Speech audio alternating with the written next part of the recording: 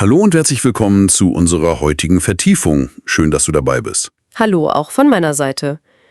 Wir schauen uns heute ja ein spannendes Thema an, wie du durch Journaling, also durch das Schreiben einer Art Tagebuch auf Deutsch, deine Schreibfähigkeiten verbessern kannst. Genau. Und wir stützen uns dabei auf die Quelle Deutsche Journaling zur Schreibförderung.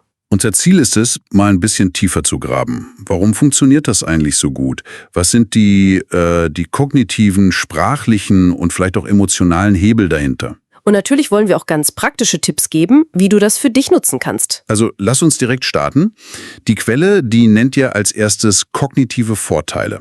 Es heißt, Journaling hilft dabei, Gedanken auf Deutsch zu strukturieren. Das erinnert mich so ein bisschen an diesen Psychologen Vygotsky, diese Idee, innere Sprache nach außen zu bringen, aufs Papier sozusagen. Ja, das ist ein guter Vergleich, Externalisierung von Gedanken, genau. Aber ist das nicht am Anfang furchtbar mühsam? Also man ringt doch sicher nach Worten, bevor da überhaupt Klarheit entsteht, oder? Das kann schon sein, ja. Mühsam vielleicht, aber genau dieses Ringen, dieser Prozess, der ist eben auch sehr wertvoll. Wie meinst du das? Naja, dieses Suche nach der richtigen Formulierung, das zwingt dein Gehirn ja förmlich, neue Verbindungen zu knüpfen, neue Wege zu finden, sich auszudrücken. Es ist wie ein kleines mentales Workout. Ah, verstehe. Ein Training fürs Gehirn. Genau. Und die Quelle betont ja auch diesen Aspekt der Metakognition, also das Nachdenken über das eigene Denken und Lernen. Metakognition, okay. Beim Schreiben merkst du dann plötzlich, Moment mal, wie war das doch gleich mit den Adjektivendungen hier? Oder, für diese Idee fehlt mir das passende deutsche Wort. Man stolpert quasi über die eigenen Wissenslücken. Ganz genau, du identifizierst sie selbst, sehr gezielt, und das ist der erste Schritt, um dann auch daran zu arbeiten. Das Schreiben macht dein Denken über die Sprache sichtbar für dich selbst. Das ist einleuchtend. Es geht also nicht nur darum, was man schreibt, sondern der Akt des Schreibens selbst formt schon das Denken und zeigt die Lücken auf. So ist es. Und wie spielt das Gedächtnis damit rein? Wird das auch erwähnt? Ja, unbedingt. Das ist der nächste wichtige Punkt. Die Quelle spricht davon, dass der physische Akt des Schreibens, also ob du nun mit der Hand schreibst oder auf der Tastatur tippst, dass dieser Akt motorische und visuelle Systeme im Gehirn aktiviert.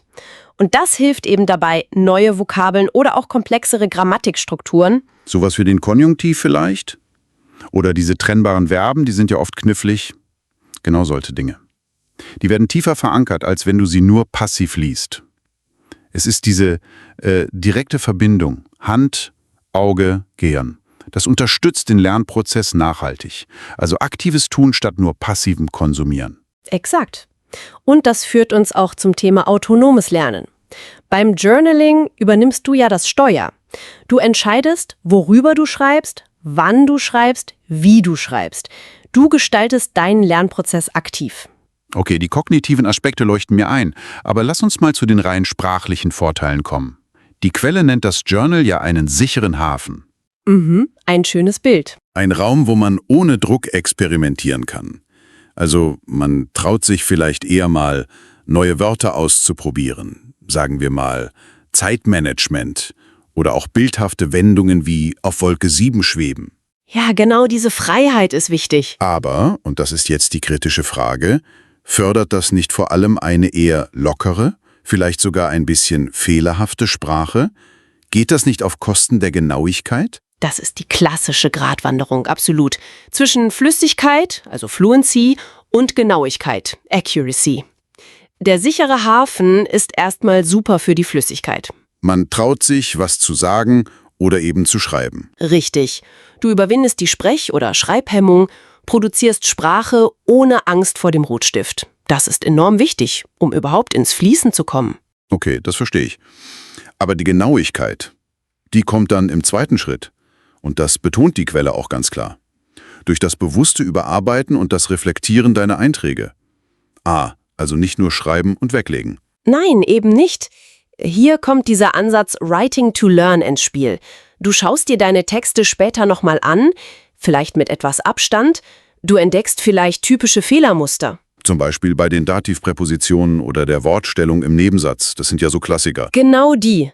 Und dann kannst du gezielt daran arbeiten, diese Fehler zu korrigieren und zu verstehen. Das ist aktives Lernen durch die Auseinandersetzung mit der eigenen Produktion. Es macht Sinn. Erst produzieren, dann analysieren und verbessern. Und noch ein Punkt zur Sprache. Die stilistische Vielfalt. Je nachdem, worüber du schreibst, dein Alltag, ein Film, den du gesehen hast, kulturelle Unterschiede, vielleicht sogar kleine fiktive Geschichten. Man wechselt ja dann automatisch den Stil, oder? Genau, mal schreibst du vielleicht ganz locker, umgangssprachlich sowas wie war super gemütlich. Ein anderes Mal brauchst du vielleicht einen etwas formelleren Ton. Man übt verschiedene Register. Richtig. Und so baust du dir über die Zeit Stück für Stück ein viel breiteres sprachliches Repertoire auf. Du wirst flexibler im Ausdruck. Das klingt überzeugend. Also, wir haben den Kopf, haben wir die Sprache. Aber was ist mit dem Gefühl? Sprachenlernen kann ja manchmal auch, echt frustrierend sein. Absolut. Und das ist der dritte große Bereich, den die Quelle anspricht. Die emotionalen und motivationalen Aspekte. Da bin ich gespannt. Das Journal kann da wie ein Ventil funktionieren. Du kannst deine Freude über einen Satz, der dir besonders gut gelungen ist, festhalten. Aber eben auch deinen Ärger oder Frust über Fehler, die sich immer wieder einschleichen. Man schreibt sich den Frust von der Seele sozusagen. Auf Deutsch. Genau. Und indem du diese Gefühle auf Deutsch benennst und beschreibst, verarbeitest du sie nicht nur, sondern du schaffst auch eine viel tiefere, persönlichere Bindung zur Sprache selbst. Es wird deine Sprache mit deinen Emotionen verknüpft. Das ist ein schöner Gedanke. Eine persönliche Beziehung zur Sprache aufbauen. Und was man nicht unterschätzen darf, ist das Erfolgserlebnis. Sichtbarer Fortschritt. Du meinst, wenn man alte Einträge liest? Ganz genau.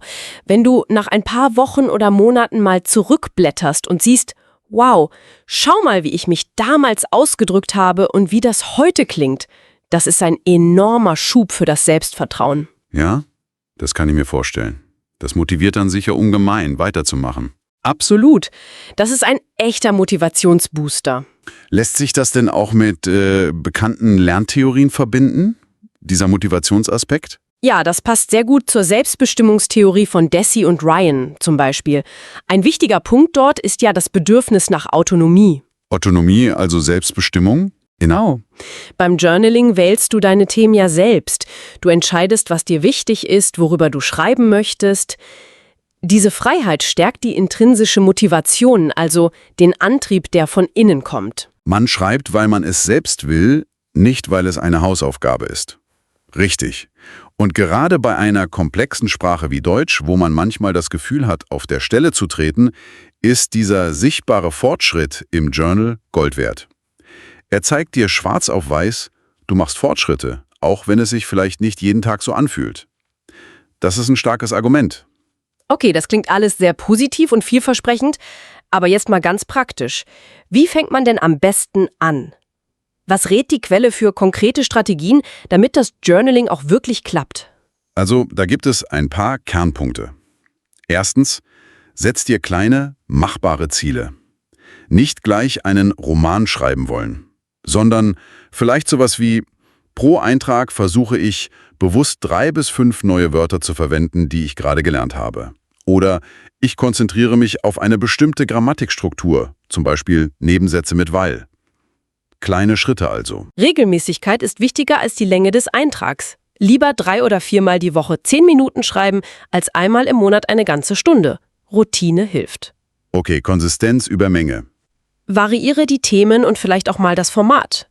Schreib nicht immer nur „heute habe ich", sondern vielleicht mal einen Brief an dein zukünftiges Ich, beschreibe ein interessantes Bild, fass einen Nachrichtenartikel kurz zusammen. Das hält es frisch und fordert heraus. Such nach Feedback, wenn es möglich ist. Vielleicht hast du einen Lernpartner, eine Tandempartnerin oder nutzt Online-Tools, die dir eine Rückmeldung geben können. Muss aber nicht sein, oder? Der Fokus liegt ja auch auf dem Prozess selbst. Nein, muss nicht zwingend sein, aber es kann natürlich zusätzlich helfen, blinde Flecken zu entdecken.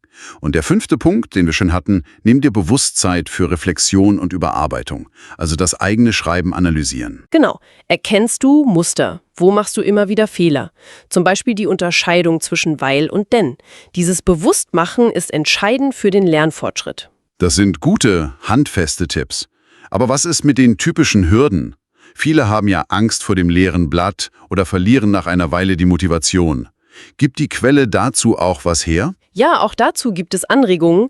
Gegen die Angst vor Fehlern oder dem leeren Blatt hilft vor allem eine bestimmte Haltung, das sogenannte Growth Mindset. Also die Einstellung, dass man lernen und wachsen kann. Genau. Fehler sind keine Katastrophen, sondern Lernchancen. Sie zeigen dir, wo du noch üben kannst. Einfach anfangen, auch wenn es nicht perfekt ist. Der erste Satz ist oft der schwerste. Und die Motivation, wenn die mal nachlässt? Da können verschiedene Dinge helfen. Vielleicht schließt du dich einer Schreibcommunity an, online oder offline. Oder du nutzt spielerische Elemente, Gamification. Wie meinst du das? Naja, setz dir kleine Belohnungen. Nach 10 Einträgen gönnst du dir was Schönes. Oder du machst eine kleine Challenge mit dir selbst oder anderen. Kleine Tricks, um dran zu bleiben, genau. Und wenn das Problem der begrenzte Wortschatz ist, lies viel auf Deutsch. Lies Dinge, die dich wirklich interessieren. Artikel, Blogs, Bücher. Und schnapp dir daraus aktiv Wörter und Phrasen für dein Journal. Authentische Texte sind eine unerschöpfliche Inspirationsquelle. Verstehe. Also Hürden erkennen und aktiv Gegenstrategien entwickeln. So kann man es sagen, ja?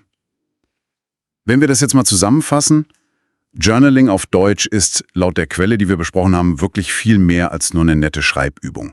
Definitiv. Es ist ein ziemlich starkes Werkzeug, das kognitive Prozesse anstößt, das dir einen geschützten Raum gibt, um mit der Sprache zu experimentieren, aber auch um zu reflektieren und genauer zu werden. Und gleichzeitig stärkt es die Motivation ungemein, weil es so persönlich ist und weil man die eigenen Fortschritte sehen kann. Genau. Es geht im Kern darum, deine inneren Gedanken, Ideen und Gefühle in eine strukturierte deutsche Form zu bringen. Und dieser Übersetzungsprozess, der scheint das Gehirn auf eine sehr nachhaltige Weise für das Sprachenlernen zu trainieren. Eine faszinierende Methode, absolut. Und vielleicht als kleiner Gedanke für dich zum Mitnehmen, für alle, die jetzt zuhören, was wäre denn eine ganz kleine Beobachtung, ein kleiner Gedanke oder ein Gefühl von deinem heutigen Tag, das du heute Abend mal versuchen könntest, in einem einzigen deutschen Satz in einem Notizbuch festzuhalten? Nur ein Satz. Nur ein Satz. Einfach mal ausprobieren, den ersten Schritt machen. Ein guter Impuls zum Abschluss. Finde ich auch. Vielen Dank fürs Zuhören. Wenn dir diese Vertiefung gefallen hat, abonniere uns, gib uns ein Like und teile uns mit deinen Freunden.